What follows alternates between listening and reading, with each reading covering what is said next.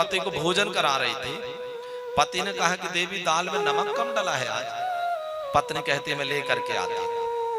गई गोपी नमक लेने, और जब तक उसके कानों में स्वर सुनाई पड़ा बांसुरी का, उसे लगा कि गोविंद मुझे बुला रहे हैं।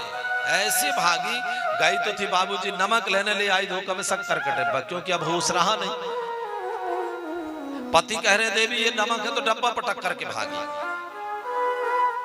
एक गोपी अपने आंखों में काजल आंज रही थी। अब एक ही आंख में आंजा था, दूसरे आंख में बस आंजने ही वाली थी, जब तक उसके कानों में स्वर सुनाई पड़ा उसे लगा गोविंद मेरा नाम लेकर के बुला रहे हैं। ऐसी भागी। एक बात बताइएगा भैया, किसी बेटे का विवाह चल रहा हो तो अब आजकल आप जानते हैं बिना ब्यूटी पार्लर के विवाह होते ही नहीं है ना। 10,000, 20,000, 50,000, कोई तो कह रहा था गुरुजी 1-1 लाख तक के पार्लर होते हैं। पता नहीं क्या पूछती हो, भगवान जाने। तो मान लो बेटी ब्यूटी पार्लर में बैठी है भैया, और उसके अभी बाल फैले हो, अभी एक ही आंख में काजल लगा हो, फाउंडेशन बस लगा हो, बाकी क्रीम न लगी हो, और किसी ने आकर के कहा कि जल्दी चलो बारात लग गई, गुस्सा रहे नहीं तो लौट जाएंगे। बताओ वो बेटी आज सजी जाएगी? बाल फैले हैं भैया, जाएगी?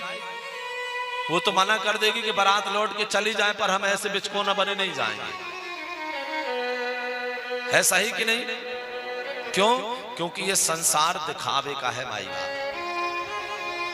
इस शरीर की सुंदरता के कारण ही तो, और नहीं तो अब भी मना कर देगा लड़का या लड़की मना कर देगी। लेकिन माई बाप उन गोपिकाओं के अंदर ना भगवान से वासनागत प्रेम नहीं था, यहां की सुंदरता का प्रेम था। तन की सुंदरता नहीं, मन की सुंदरता। इसलिए विचार करे वो गोपी एक ही आंख में काजल लगाई लगाई ऐसे चले गई। अब सोचो बाल फैले और एक आंख में काजल लगो तो कैसी लगती रही होगी। एक दिन देखना भैया लगा के तो पता चलेगा कैसे लगते। एक गोपी अपने पति को पैर दबा रही थी, और जैसे उसके कानों में स्वर सुनाई पड़ा तो वो उठ करके जाने लगी, तो पति ने हाथ पकड़ लिया। कहां जा रही है? रात के चल कमरे में, बंद कर दिया, ताला लगा दिया बाहर से। उसके नेत्रों से इतने अश्रु गिरे, इतने अश्रु गिरे, और वो भाव में ऐसी डूबी, उसे लगा कि सब गोपिकाएं जाएंगी, एक मैं अभागन रह जाऊंगी, सब जाकर के श्याम सुंदर के दर्शन करेंगे, मैं अभागन यहाँ पड़ी हूँ। ऐसा विचार करते करते ऐसे भावुक हुई कि उसे पता ही नहीं चला कि वो कब शरीर छोड़ करके और उसके प्राण निकल करके चल दिए।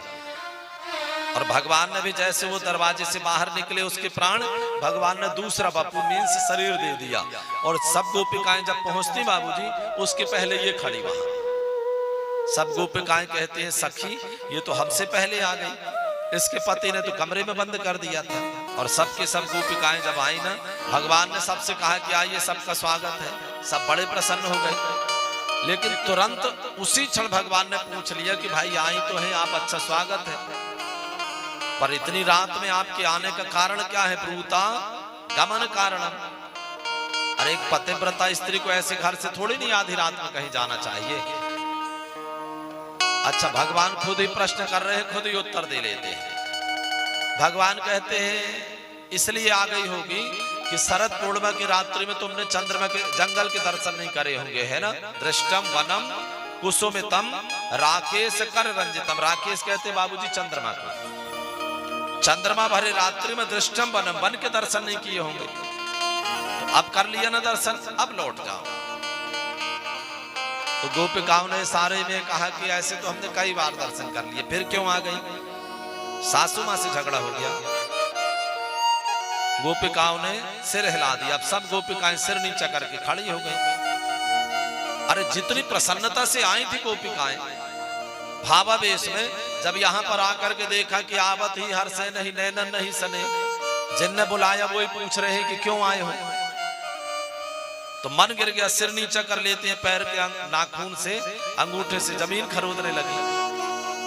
भगवान ने कहा देखो अच्छी बात नहीं है, घर में छोटी मोटी बातों में अगर कोई बहस हो जाए तो ऐसा थोड़ी नहीं कि घर छोड़ दोगे। भगवान ने कहा कि वो ससुर जी ने कुछ कह दिया, इशारा कर दिया, नहीं अच्छा पक्का पति से झगड़ा हुआ होगा, है ना।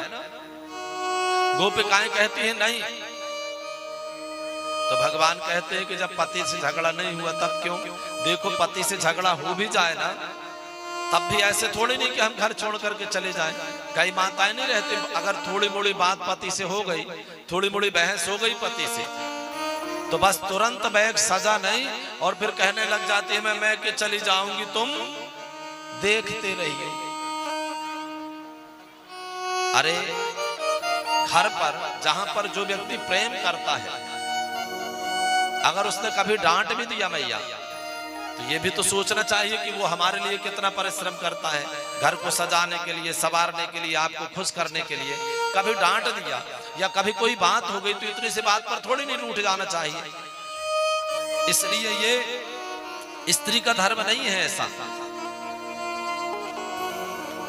भगवान ने कहा कहीं ऐसा तो नहीं कि तुम सब मुझसे प्रेम करती हो इसलिए आ गई हो, है ना। तो गोपिकाओं ने सिर नीचा किया, सिर हिला दिया।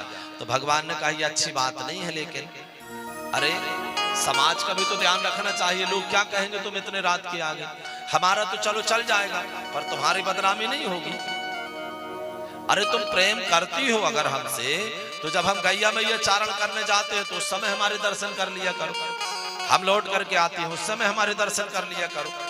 पर ऐसे घर छोड़ करके आई, परिवार छोड़ करके आई, रात्रि में आई, लोगों को पता चलेगा तो लोग क्या कहेंगे।